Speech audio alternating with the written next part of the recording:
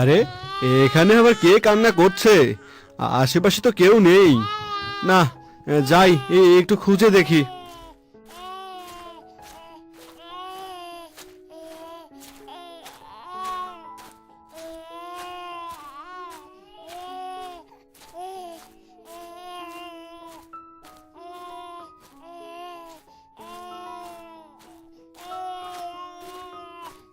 আহারে, কত ছোট্ট একটা বাচ্চা, অথচ আশেপাশে কেউ নেই।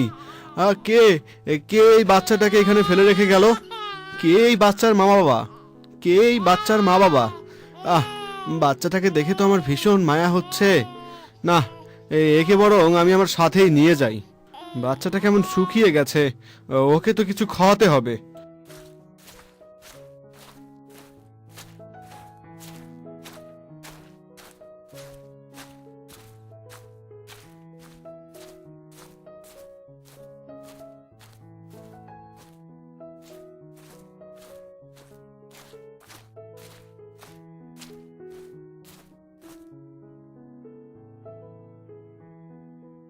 আরে, খেয়ে দে কত সুন্দর বাচ্চাটা ঘুমিয়ে পড়লো।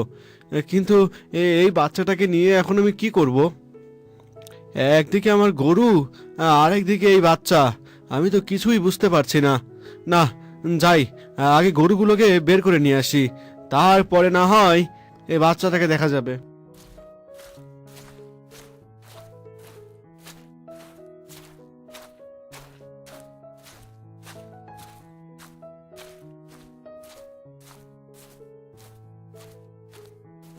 সন্ধ্যা হয়ে গেল, কিন্তু এখনো কেউ ওই বাচ্চাটাকে নিতে আসলো না। এই বাচ্চার মা বাবা বা কে? মনে হচ্ছে এই বাচ্চার দায়িত্ব আমাকে নিতে হবে। কিন্তু আমি একটা ছেলে মানুষ হয়ে এই বাচ্চাটাকে মানুষ করব কিভাবে? না, মনে হচ্ছে এই বাচ্চাটাকে মানুষ করার জন্য এবার আমাকে একটা বিয়ে করতে হবে। কিন্তু আমি তো রাখাল, আমাকে আবার কে বিয়ে করবে? এই কয়েকটা গরু আর এই রাখাল ঘর ছাড়া তো আমার কাছে আর কিছুই নেই। না না না, কিছু একটা করতেই হবে, আমাকে বিয়ের চেষ্টা করতেই হবে।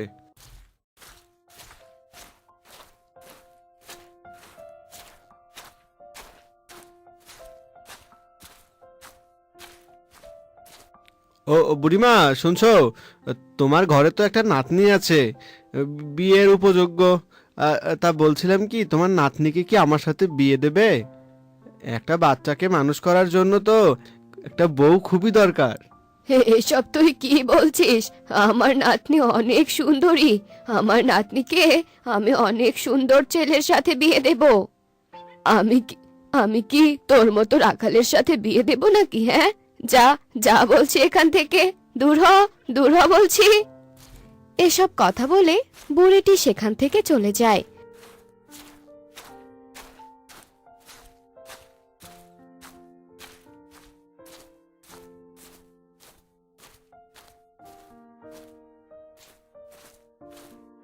আর মাঠের পাশে গিয়ে বাচ্চাটিকে নিয়ে একটি গাছের নিচে বসে পড়ে।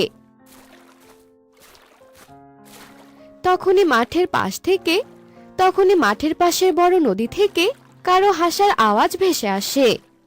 কে কে এইভাবে হাসছে? আমি এদিকে চিন্তায় মরছি, আর ওদিকে দেখো না, হাসি যেন আর ধরছে না। না, গিয়ে দেখি তো কার মনে এত আনন্দ লেগেছে। আরে বাহ, এই পরীটা তো দেখতে অনেক সুন্দর। না না না, আমাকে এই পরীকেই বিয়ে করতে হবে। তারপর এই বাচ্চার দায়িত্ব এই পরীকেই দেব আমি। কিন্তু এই পরী তো আমাকে এমনি এমনি বিয়ে করবে না। না, কিছু একটা বুদ্ধি করতে হবে। ওই তো পরীর জাদুর ডান্ডা পড়ে আছে ওইখানে।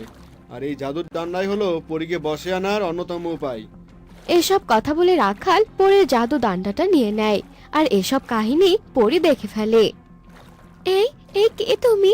আমার জাদুদণ্ড নিয়েছো কেন? এক্ষুনি রাখো, রাখো বলছি। পরী, আমি তো আর এমনি এমনি এই জাদুদণ্ড নিইনি। তোমাকে বশে আনার জন্য এই জাদুদণ্ডটা নিয়েছি। তাই তুমি এই জাদুদণ্ড আর কখনোই পাবে না। মানে তুমি আমাকে বশে আনতে চাইছো? মানে এসব তুমি কি বলছো রাখাল?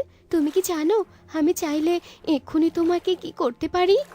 এসব কথা বলে কোনো লাভ হবে না পরী। তুমি ভালো করেই জানো এই জাদুদণ্ড তোমার বশ। তুমিও ভালো করে জানো যদি আমি এখন এই জাদুদণ্ডটা ভেঙে ফেলি তাহলে তোমার কি হবে। না না রাখাল, তুমি এই কাজ কখনোই করো না। আমি এরকম করলে যে আমি আর কখনো পরিরাজ্যে ফিরতে পারবো না। তুমি বলো আমাকে কি করতে হবে, আমি সব কাজ করতে প্রস্তুত। ঠিক আছে, তবে তোমাকে এখন আমাকে বিয়ে করতে হবে। এসব তুমি কি বলছো রাখাল? আমি একজন পরী হয়ে তোমাকে কি করে বিয়ে করব? রাখালের বউ পরী, এটা কি করে সম্ভব? চাইলে সবই সম্ভব। এখন তুমি যদি আমাকে বিয়ে না করো, তবে আমি সত্যি এই জাদুদণ্ডটা ভেঙে ফেলবো। না না রাখাল, তুমি এ কাজ করো না, আমি তোমার প্রস্তাবে রাজি।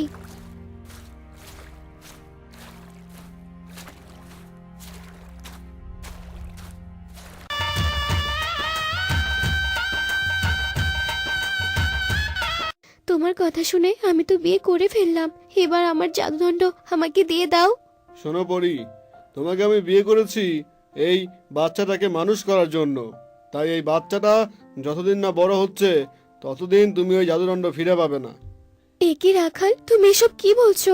আমি তো একজন পরী, আর আমি পরী হয়ে একটা মানুষের বাচ্চাকে কি করে লালন পালন করব? তুমি আমাকে দিয়ে কেন এসব করাচ্ছ বলো তো? সেটা তুমি সময় হলেই বুঝতে পারবে। এখন চুপচাপ আমার কথা মেনে নাও, নয়তো ওই জাদুদণ্ড আমি 3 টুকরো করে ফেলবো। তাহলে কিন্তু তুমি আর ওই জাদুদণ্ড ফিরে পাবে না, আর কখনো পরিরাজ্যে কখনো ফিরে যেতে পারবে না। রাখালের মুখে এসব কথা শুনে পরী সবটা মেনে নিতে বাধ্য হয়। দেখতে দেখতে 7টি বছর কেটে যায়। মা মা, বাবাকে যে বলেছিলাম আমার জন্য জিলিপি নিয়ে আসতে, বাবা এখনো কেন নিয়ে আসলো না? মা নিয়ে আসবে রে মা, নিয়ে আসবে। দেখিস, আর যদি না নিয়ে আসে আমি তাহলে তোর বাবাকে অনেক বকে দেব, দেখিস।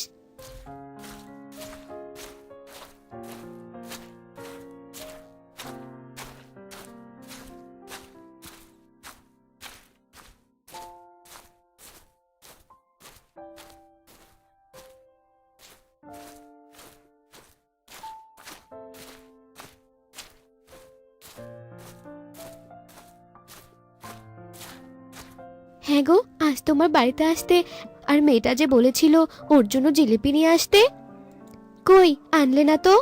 আমার হাতে টাকা ছিল না গো। পরি, তুমি তো আমার মেয়েটাকে ভীষণ আদর যত্ন দিচ্ছ, অনেক বড় করলে, কিন্তু মায়া বাড়িয়ে কি লাভ বলো তো? সেই তো তোমাকে পরিরাজ্যে ফিরে যেতে হবে।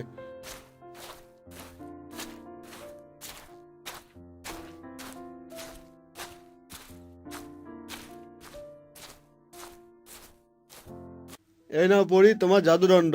আসলে এই মেয়েটাকে আমি মাঠে কুড়িয়ে পেয়েছিলাম, ওর মা বাবা কাউকেই খুঁজে পাইনি। আমি একটা ছেলে মানুষ হয়ে একটা বাচ্চাকে কিভাবে মানুষ করব, তাই তোমাকে এইভাবে ইমোশনাল ব্ল্যাকমেল করে আটকে রেখেছিলাম। কিন্তু এখন এই বাচ্চাটা অনেক বড় হয়ে গেছে, এখন আমি ওর দেখাশোনা করতে পারবো। এসব তুমি কি বলছো রাখাল? এ তোমার নিজের মেয়ে নয়, তুমি কুড়িয়ে পেয়েছিলে। তবে রাখাল, আমি যে 7টি বছর ধরে পুতুলকে অনেক ভালোবেসে বড় করেছি, আমি যে পুতুলকে অনেক ভালোবেসে ফেলেছি। আর হ্যাঁ, আমি তোমাকেও অনেক ভালোবেসে ফেলেছি। আমি আর পরিরাজ্যে ফিরতে চাই না, আমি তোমাদের সাথেই ভালো থাকতে চাই। আর এই জাদুদণ্ড নিয়ে আমরা অনেক ভালোভাবে দিন কাটাতে চাই। পরীর কথা শুনে রাখাল ভীষণ খুশি হয়ে যায়, আর এরপর থেকে রাখাল ও পরী পুতুলকে নিয়ে অনেক সুখে শান্তিতে দিন কাটাতে শুরু করে। তো বন্ধুরা, আমাদের আজকের এই গল্পটি তোমাদের কাছে কেমন লেগেছে তা কমেন্টে জানাতে ভুলো না কিন্তু।